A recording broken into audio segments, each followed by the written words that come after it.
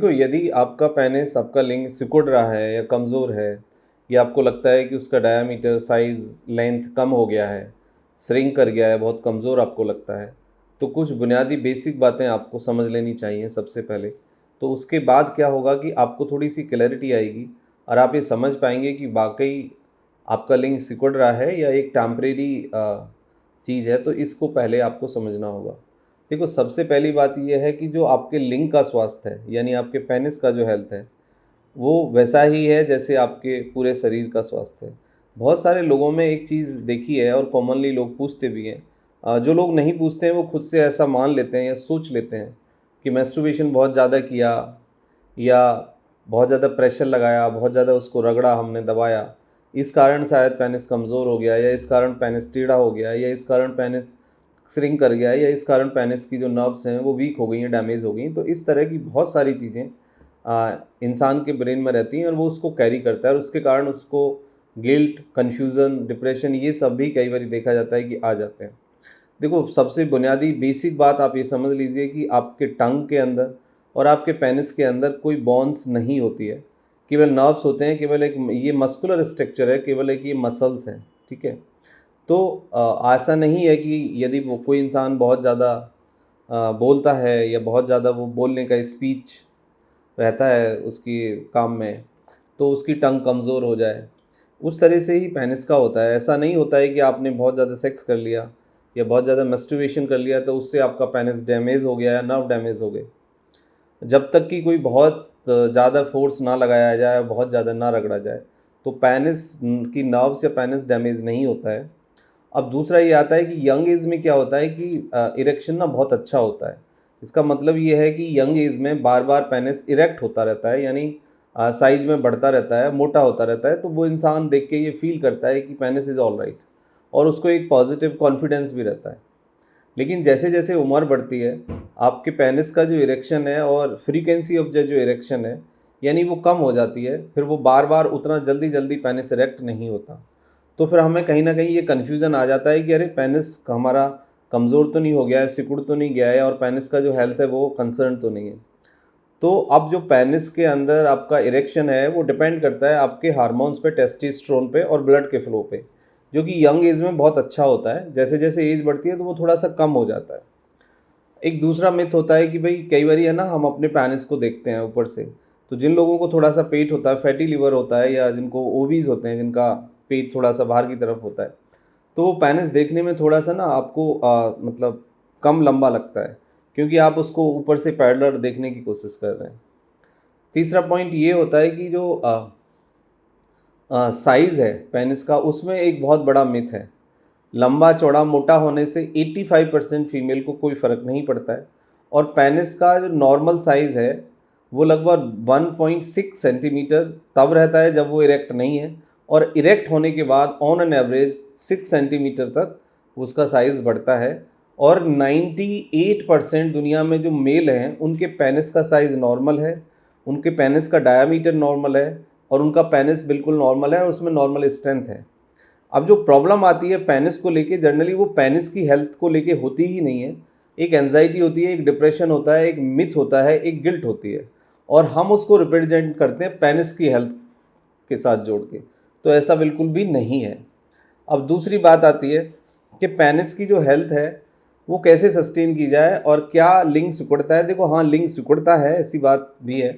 उम्र बढ़ने के साथ लिंग सिकुड़ सकता है, या कुछ और अंडरलाइन रीजन होते हैं जिसमें कि आपका लिंग थोड़ा सा सिकुड़ जाता है या कमज़ोर हो जाता है। लिंग में इंजरी होती है, बिल्कुल इंजरी भी होती है। लिंग टेढ़ा होता है, बिल्कुल टेढ़ा भी होता है, लेकिन नेचुरली सबका लिंग थोड़ा सा टेढ़ा ही होता है।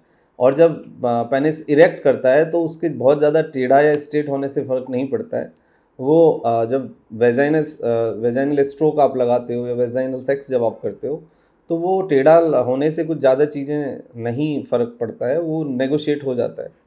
अब उसके बाद हम आते हैं कि आखिर लिंग सिकुड़ता क्यों है। देखो, सबसे पहला कारण है ईजिंग, दूसरा है आपका वेट, तीसरा है आपका स्मोकिंग, चौथा कारण है आपका यदि प्रोस्टेट ग्लैंड बढ़ रहा है, नेक्स्ट है उसका आपका एल्कोहल, फिर स्टीरॉयड। स्टीरॉयड मतलब जो मेडिसिन के रूप में आप स्टीरॉयड लेते हो, एनाबॉलिक स्टीरॉयड या मेटाबॉलिक स्टीरॉयड।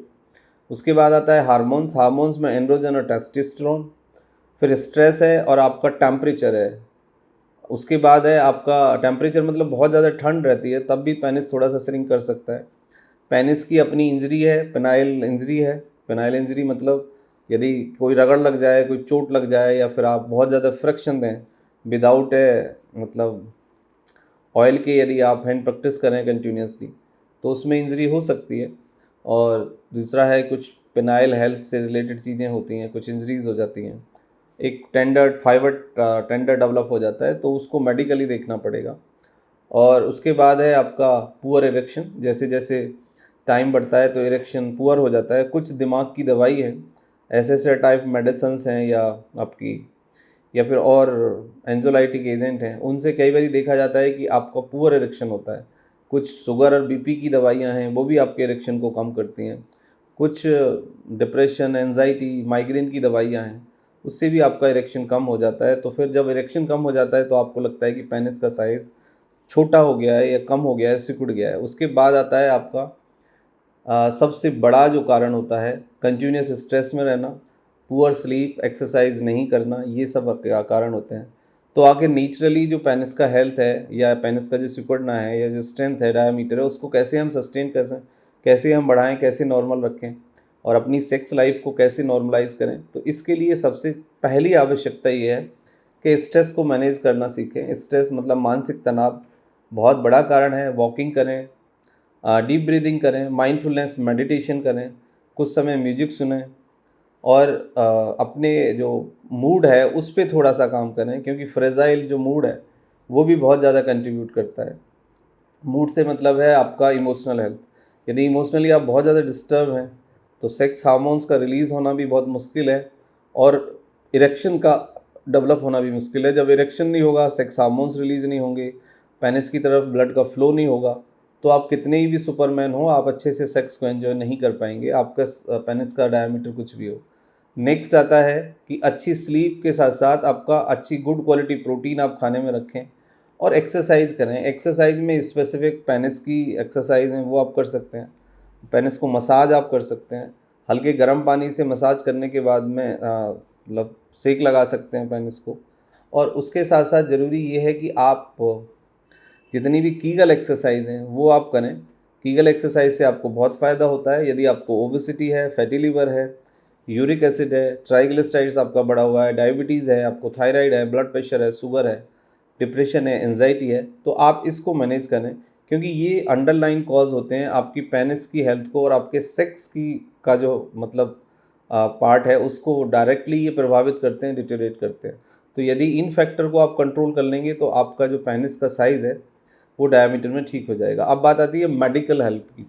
देखो, मेडिकल हेल्प में इतना ही है कि जो टैबलेट हैं वियाग्रा टाइप, या फिर एक दूसरी कैटेगरी है जो मेगालिस है 5 mg या 10 mg, तो जिनका पेनिस लगता है कि आपका वीक है, कमज़ोर है, परफॉर्मेंस से रिलेटेड चीज़ें आपको परेशान कर रही हैं और आप ईडी जैसी कोई कंडीशन डेवलप हो गई है आपके अंदर, तो आप मेगालिस 5 mg एक मेंटेनेंस डोज डेली खा सकते हैं, दैट विल हेल्प। या फिर आप इसको एसओएस कर सकते हैं कि आप तब जब इंटरकोर्स के लिए जाएं, इंटीमेसी के लिए जाएं, तो उस दिन हफ्ते में 1 या 2 दिन ये टैबलेट खा लें। तो इससे क्या होगा, ब्लड का फ्लो थोड़ा सा बढ़ेगा और आपकी पेनिस की हेल्थ के लिए ये काफ़ी अच्छा काम कर सकता है। नेचुरल फूड के अंदर केसर, आप वाटरमेलन, तरबूज, खरबूज खाएँ, कॉफ़ी पी सकते हैं इन ए मॉडरेट अमाउंट, और आपका जो प्री वर्कआउट में आप पाउडर लेते हैं एलार्जीन, वो आप ले सकते हैं 1 चम्मच, उससे भी आपका ब्लड का फ्लो काफ़ी अच्छा होता है। और जितना आप अच्छा प्रोटीन लेंगे, अच्छा फैट लेंगे, एक्सरसाइज करेंगे, उतना आपका पेनिस का हेल्थ भी अच्छा रहेगा और आपका सेक्सुअल परफॉर्मेंस भी अच्छा रहेगा। तो ये एक नेचुरल मैनेजमेंट है, लेकिन फिर भी यदि आपको कोई प्रॉब्लम रहती है तो आप अपने डॉक्टर से मिल सकते हैं। Thank you very much and take care yourself.